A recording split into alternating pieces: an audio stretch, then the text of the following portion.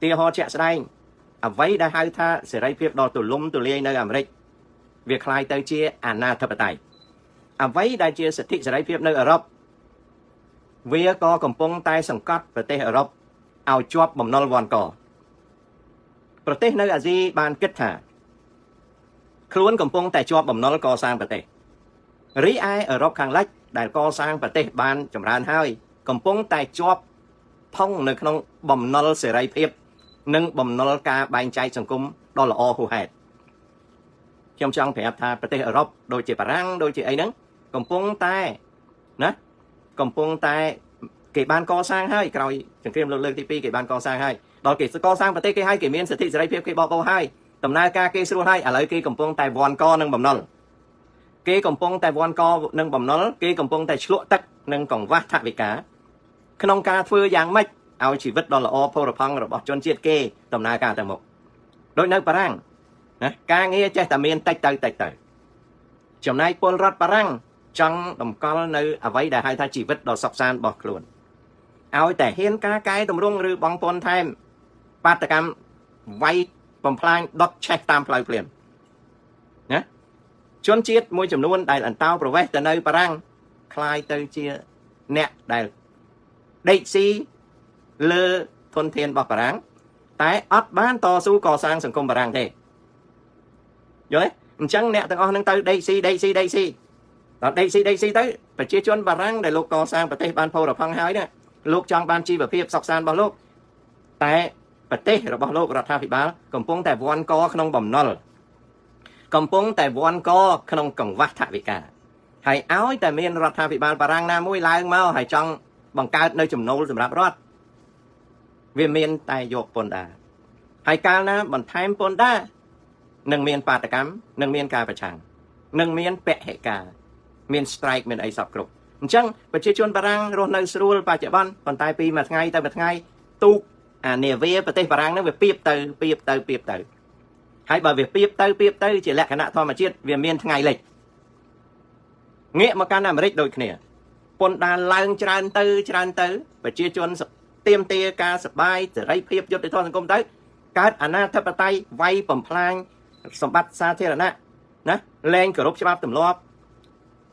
ក្រុងដែលមានសណ្ដាប់ធ្នាប់និងសន្តិសុខคล้ายទៅជាមានចោលច្រើនជាដើមឡើងហើយ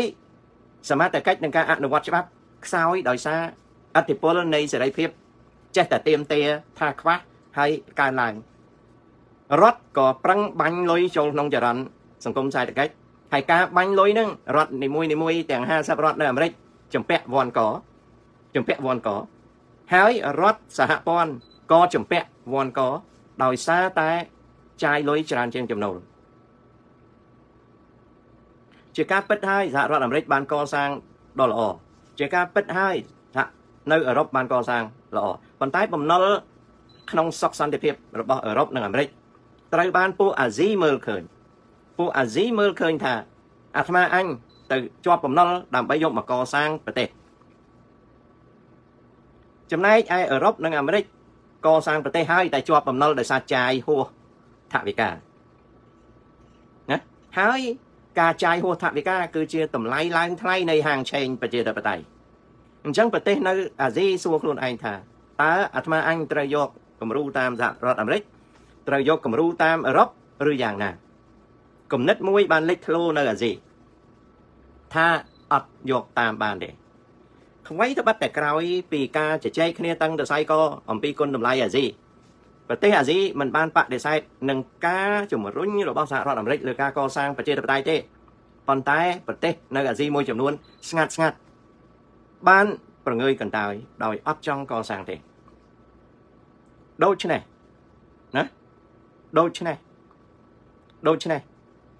អាស៊ីកំពុងតែនាំគ្នាគិតថាប្រទេសចាំបាច់ត្រូវមានសុវត្ថិភាពសង្គមចាំបាច់ត្រូវមានសណ្ដាប់ធ្នាប់សាធារណៈចាំបាច់ត្រូវពង្រឹងច្បាប់និងការអនុវត្តច្បាប់ចាំបាច់ឲ្យមានឱកាសកសាងជីវភាពប្រជាជនចាំបាច់រកវិធីទប់ទល់សេដ្ឋកិច្ចជាតិដើម្បីយកទៅបង់សងបំណុលដែលខ្លួនកំពុងហើយបានខ្ចីយកមកកសាងណាអញ្ចឹងទោះបីយើងអត់ឃើញគម្លាត ធំដុំមែនតែគម្លាតវាបានកើតហើយវាកំពុងតែកើតគឺអាស៊ីអត់ដើរទៅរកប្រជាធិបតេយ្យទេអត់ដើរទៅរកប្រជាធិបតេយ្យទេអាស៊ីដើរទៅរកសុវត្ថិភាពសង្គមសម្រាប់ធ្នាប់សាធារណៈកែតម្រង់និងពង្រឹងច្បាប់និងការអនុវត្តឱកាសកសាងជីវភាពប្រជាជននិងសេដ្ឋកិច្ចសំណួរបន្តសួរទៀតថាបើខ្វះប្រជាធិបតេយ្យតើអាស៊ីអាចកសាងបានឬទេចម្លើយពួកជនអាស៊ីមួយចំនួនដែលជាអ្នកកាន់កាប់នៅអំណាចក្នុងអាស៊ីគេឆ្លើយថាគេកសាងប្រទេសបានដោយមិនចាំបាច់ប្រជាធិបតេយ្យទេតួយ៉ាងដូចជាសម័យកាលដែលកូរ៉េខាងត្បូងមិនទាន់ប្រជាធិបតេយ្យ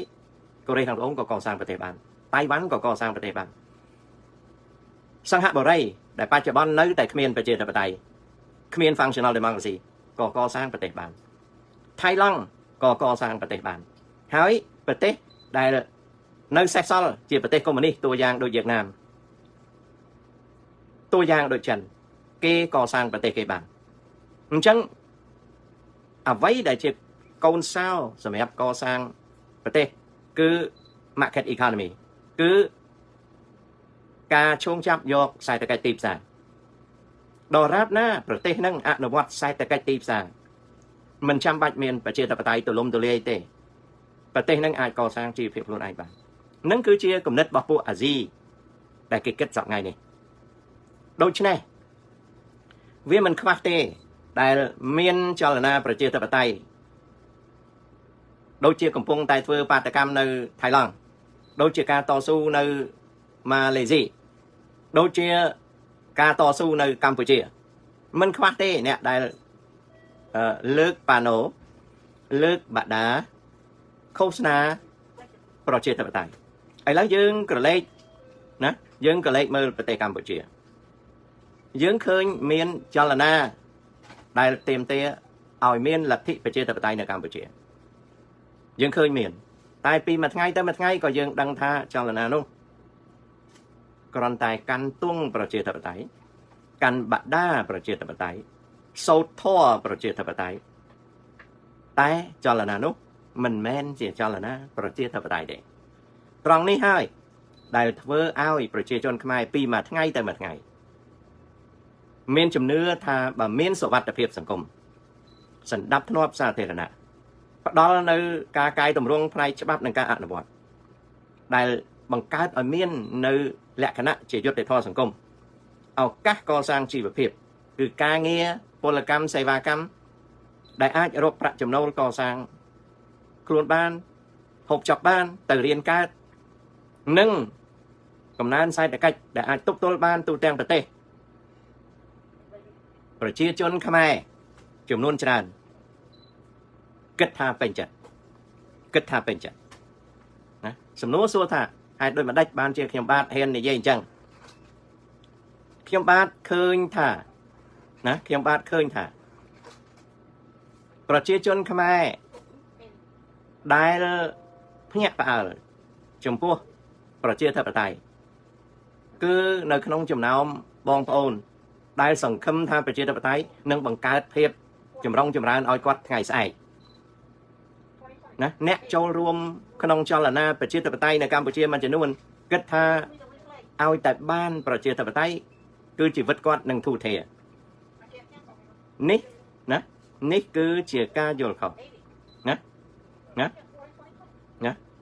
នេះគឺជាការយល់ខុសណានេះគឺជាការយល់ខុសហេតុដូចម្ដេចបានយល់ខុសណាហេតុដូចម្ដេចបានជាយល់ខុសពីព្រោះប្រជាធិបតេយ្យមិនមែនកែប្រែជីវភាពរបស់ប្រជាជនឲ្យទៅជាសម្បូរសប្បាយបានទេណាប្រជាធិបតេយ្យអត់មានធានាជីវភាពទូធាទេប្រជាធិបតេយ្យសម្រួលឱកាសដើម្បីអនុវត្តជីវភាពរបស់ខ្លួនអញ្ចឹងណារវាងសុវត្ថិភាពសង្គមសណ្ដាប់ធ្នាប់សាធារណៈ ការពង្រីកពង្រឹងនិងការអនុវត្តច្បាប់ឱកាសកសាងជីវភាពប្រជាជននិងកំណើនសេដ្ឋកិច្ចគឺជាសារៈសំខាន់ដែលពីមួយថ្ងៃទៅមួយថ្ងៃប្រជាជនខ្មែរចាប់ផ្ដើមគិតរឿងហ្នឹងហេតុដូច្នេះហើយបានជាចលនាប្រជាធិបតេយ្យនៅកម្ពុជាដែលប្រជាជនខ្មែរឃើញថាគ្រាន់តែជាបដាជាទង់ជាពាក្យសម្ដីឃោសនាក៏ថមថយឥទ្ធិពលទៅណាអត្ថបទថ្ងៃនេះនៅអាស៊ីបង្ហាញថាប្រទេសច្រើនឡើងបោះបង់ចោលពីព្រោះឃើញប្រជាធិបតេយ្យអាមេរិកកើតចលាចលប្រទេសតូចណាប្រទេសតូចប្រទេសនៅអាស៊ីដែលមិនទាន់អភិវឌ្ឍมันអាចរ៉ាប់រងជាប់នៅភាពរញ៉េរញ៉ៃអាណាធិបតេយ្យដែលអាមេរិកគេគ្រប់គ្រងជាប់ទេពលគឺនៅអាមេរិកបើដុតឆេះក្រុងមួយរដ្ឋនៅមានលុយសាងសង់ក្រុងនឹងវិញទោះបីរដ្ឋត្រូវចម្ពាក់បំណុលគេប្រមាណក៏ដោយក៏អាមេរិកកាំងមានប្រព័ន្ធកសាងក្រុងមួយវិញបើប្រជាជនស្លាប់រដ្ឋក៏មានលុយរ៉ាប់រងលើប្រជាជនក៏មាន insurance មានអីសម្រាប់បង់ខាតហើយបើអ្នកកាន់មុខរបរខូចខាតក្រៅពី insurance ក៏គ្នាខ្សែធនទៅនៅមានឱកាសចេញទៅរកការងារធ្វើនៅប្រទេសតូចតាចនៅអាស៊ីអត់មានលទ្ធភាពនឹងរងគ្រោះខ្លាំងដូច្នោះទេណាអត់មានលទ្ធភាពនឹងទទួលរងគ្រោះធ្ងន់ធ្ងរដូច្នោះទេអញ្ចឹងប្រទេសកម្ពុជាក៏ដូចជាប្រទេសដទៃងាកទៅគិតរឿងសុវត្ថិភាពសង្គមសណ្ដាប់ធ្នាប់សាធារណៈឱកាសកសាងសណ្ដាប់ធ្នាប់សាធារណៈការពង្រឹងផ្នែកច្បាប់និងការអនុវត្តច្បាប់ឱកាសក្នុងការកសាងជីវភាពនិងសេដ្ឋកិច្ចជាតិលោកអ្នកអាចឆ្ងល់ថាខ្ញុំរស់នៅក្នុងសង្គមប្រជាធិបតេយ្យទំនើបហើយដូចម្តេចបានលើករឿងនេះមកសូមបញ្ជាក់ខ្ញុំចូលចិត្តប្រជាធិបតេយ្យតែខ្ញុំក៏ទ្រលាន់នឹងប្រជាធិបតេយ្យដែរខ្ញុំនិយាយត្រង់ខ្ញុំពេញចិត្តប្រជាធិបតេយ្យពេញចិត្តសេរីភាពដែរតែខ្ញុំក៏ត្អូញត្អែដែរថាប្រជាធិបតេយ្យនិងសេរីភាពវាឡើងថ្លៃដល់កំពូល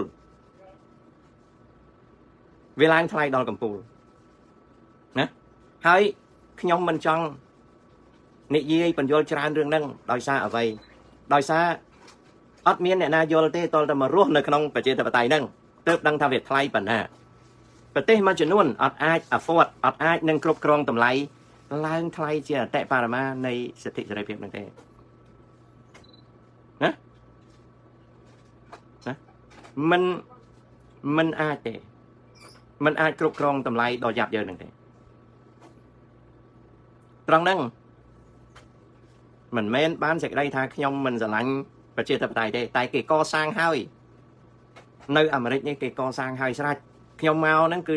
ប្រើប្រាស់នៅផលប្រយោជន៍ប្រជាធិបតេយ្យហើយនៅពេលខ្ញុំប្រើប្រាស់ហ្នឹងពេលខ្លះខ្ញុំក៏សប្បាយរីករាយពេលខ្លះខ្ញុំភ័យដោយបច្ចុប្បន្នហ្នឹងខ្ញុំកំពុងតែភ័យណាខ្ញុំមិនបានស្អប់ខ្ពើមឬបដិសេធប្រជាធិបតេយ្យទេតែខ្ញុំចង់ប្រាប់ថាប្រជាធិបតេយ្យសហរដ្ឋអាមេរិកនេះគេកសាងឲ្យអស់ខ្ញុំមកហ្នឹងគឺចាំតែយកលៀបសក្ការៈពីសិទ្ធិសេរីភាពប្រជាធិបតេយ្យហ្នឹងទេតែឥឡូវនេះរស់នៅដោយព្រួយបារម្ភងាកទៅអាសន្នរោគអ្នកនយោបាយឆ្លោះគ្នារហូតដល់ទុកឲ្យប្រជាជនស្លាប់ឆ្លងរោគវ៉ាក់សាំងណាវ៉ាក់សាំងដែលត្រូវចេញនៅខែនេះនយោបាយប្រតេងបន្ទងគ្នាមិនឲ្យវ៉ាក់សាំងចេញបានថ្នាំដែលត្រូវអនុញ្ញាតឲ្យប្រជាជនប្រើនយោបាយប្រតេងបន្ទងគ្នារហូតដល់អត់អាចនឹងចេញថ្នាំស្រុកគេដទៃគេប្រើថ្នាំបានស្រុកអាមេរិករកថ្នាំប្រើមិនបានទាល់តែវេជ្ជបញ្ជាណាទាល់តែវេជ្ជបញ្ជាណាទាល់តែវេជ្ជបញ្ជាហើយពេលឈឺទៅព្យាបាលអស់ពីខ្លួនដូចយ៉ាងខ្ញុំសប្តាហ៍ថ្ងៃចឹងខ្ញុំនៅរកស៊ីកកៈចឹង តែធ្លាក់ខ្លួនដេកពេទ្យគឺអស់ពីខ្លួនណាអស់ពីខ្លួនបើថាឈឺធ្ងន់មហារាជមកអីគឺអស់ពីខ្លួនណាថ្លៃពេទ្យថ្លៃណាស់ណាជាការពិតណាស់សង្គមអាមេរិកនេះរៀបចំបានល្អតែដល់ល្អយូរទៅស្រាប់តែកើតហានិភ័យទោះបីយ៉ាងណាគេអាចកែបានពីព្រោះសហរដ្ឋអាមេរិកមានលុយច្រើនណាស់សហរដ្ឋអាមេរិកមានលុយច្រើនណាស់ណាប្រព័ន្ធគ្រប់គ្រងគេមាំណាស់បើខូចខាតក៏គេនៅតម្លើងប្រព័ន្ធបានស្អីក៏គេមានច្រើនណាស់តែប្រទេសនៅក្នុងពិភពលោកអត់មានច្រើនដូចអាមេរិកទេអញ្ចឹងហើយมันអាចធ្វើដូចអាមេរិកបានទេ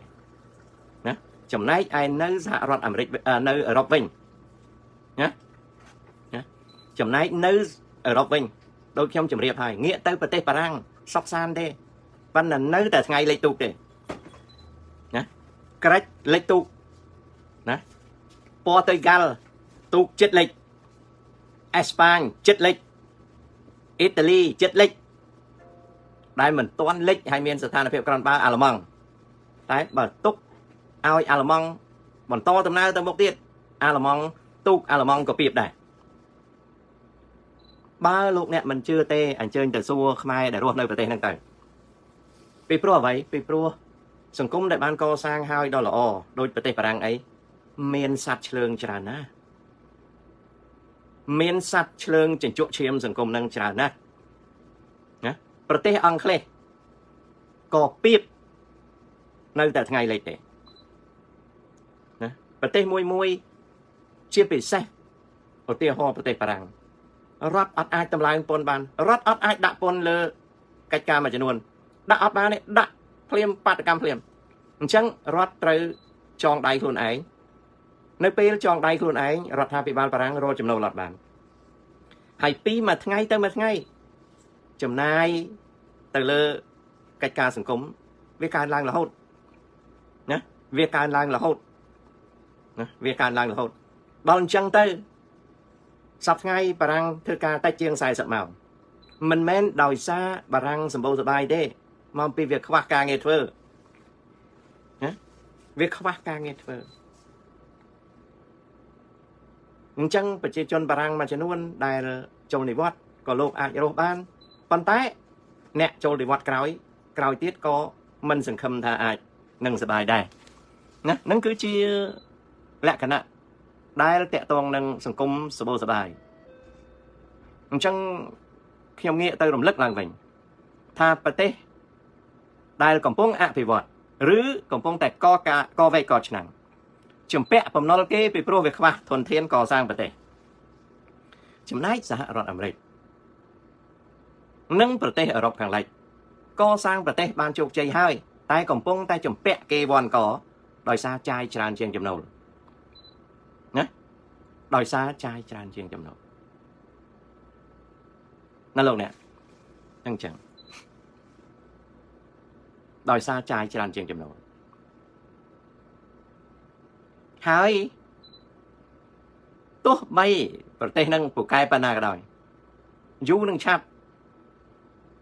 ទូកវាលិចសហរដ្ឋអាមេរិកប្រហែលជាមិនលិចទូកក្នុងជីវិតខ្ញុំទេតោះតែខ្ញុំងាប់ទៅបានលិចប៉ុន្តែបើបន្តដូច្នេះមហាអំណាចនេះនឹងលិចទូកណាខ្ញុំមើលឃើញមហាអំណាចអាមេរិកទូកដ៏ធំរបស់អាមេរិកនឹងពីបចាប់ពីឆ្នាំ35ទៅឆ្នាំ50ណាចាប់ពីឆ្នាំ35ទៅឆ្នាំ50អាមេរិកកាំងនឹងពីបទូកណាអញ្ចឹងខ្ញុំលើកយកអត្ថបទនេះយកមក